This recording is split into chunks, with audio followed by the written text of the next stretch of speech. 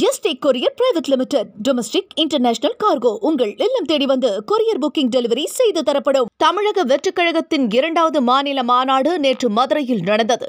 இதில் கிட்டத்தட்ட அரை மணி நேரம் பேசிய விஜய் ஒரு இடத்தில் கமல்ஹாசனை தாக்கி பேசுவது போன்று இருந்தது.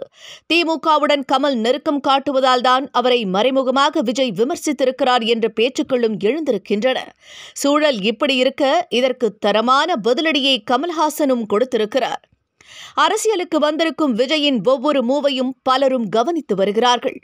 அவர் செய்யும் செயல்கள் பல விமர்சனத்தை சந்தித்து வந்தாலும் அவரது தொண்டர்களாகிய ரசிகர்கள் தங்கள் தளபதியை எந்த இடத்திலும் விட்டுக் கொடுக்காமல் இருந்து வருகிறார்கள்.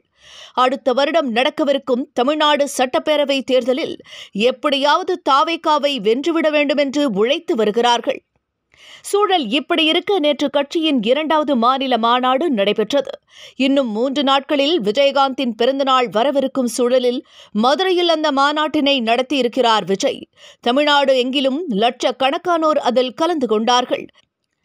நேற்றுதான் விஜய் பேசினாலும் நேற்று முன்தினத்திலிருந்தே மாநாட்டு திடல் ஹைலைட்டாக மாறிவிட்டது. அதாவது நேற்று முன்தினம் 100 அடி கொடிக்கம்பம் ஒன்று சாய்ந்து விழுந்தது. அதில் தொண்டர் ஒருவருடைய கார் சேதமடைந்திருந்தது. நல்வாய்ப்பாக உயிர் சேதம் எதுவும் ஏற்படவில்லை. பாதிக்கப்பட்ட தொண்டரை தொடர்பு கொண்டு விஜயும் பேசினார். இது ஒரு பக்கம் இருக்க, மூச்சு திணறலால் நீலகிரியை சேர்ந்த ஒரு தொண்டர் உயிரிழந்து விட்டார் என்ற தகவலும் விஜயை சோகப்படுத்தியிருப்பதாக கூறப்படுகிறது. மாநாட்டில் விஜய் பேச்சு பலராலும் எதிர்பார்க்கப்பட்டது. அவர் பேசுகையில், நம் கொள்கை எதிரி பாஜக, அரசியல் எதிரி திமுக, இந்த ஆட்சியில் பெண்களுக்கு பாதுகாப்பில்லை. நாம் கட்சி ஆரம்பித்துவிட்டு ஒவ்வொரு வீட்டுக்குள்ளும் நுழையவில்லை. ஒவ்வொரு வீட்டுக்குள்ளும் நுழைந்துவிட்டு பிறகுதான் கட்சியே ஆரம்பித்திருக்கிறோம். தமிழ்நாட்டு மக்களுக்கு நல்லது செய்ய வேண்டும் என்பதற்காக தான் தாவேகா தோன்றியிருக்கிறது என்று கூறினார். ஸ்டாலின் அங்கிள், இது ரொம்ப தவறு அங்கிள் என்று பல விஷயங்களை பேசியிருக்கிறார் விஜய். மேலும், நான் சினிமாவில் மார்க்கெட் போன பிறகு அரசியலுக்கு வரவில்லை, மார்க்கெட் உச்சத்தில் இருக்கும்போதே வந்திருக்கிறேன் என்றும் குறிப்பிட்டார். இந்த பேச்சின் மூலம் அவர் கமல்ஹாசனை தான் மறைமுகமாக விமர்சித்திருக்கிறார் என்று கூறப்படுகிறது. அவரது இந்த பேச்சு குறித்து சென்னை விமான நிலையத்தில் கமல்ஹாசனிடம் செய்தியாளர்கள் கேட்டபோது அதற்கு கமல்ஹாசன் தக்க பதிலடி கொடுத்திருக்கிறார். இதில் நான் என்ன கருத்து சொல்ல வேண்டியிருக்கிறது? அவர் எனது பெயரை குறிப்பிட்டு சொல்லி இருக்கிறாரா? இல்லைதானே, பிறகு ஏன் பதில் சொல்ல வேண்டும்?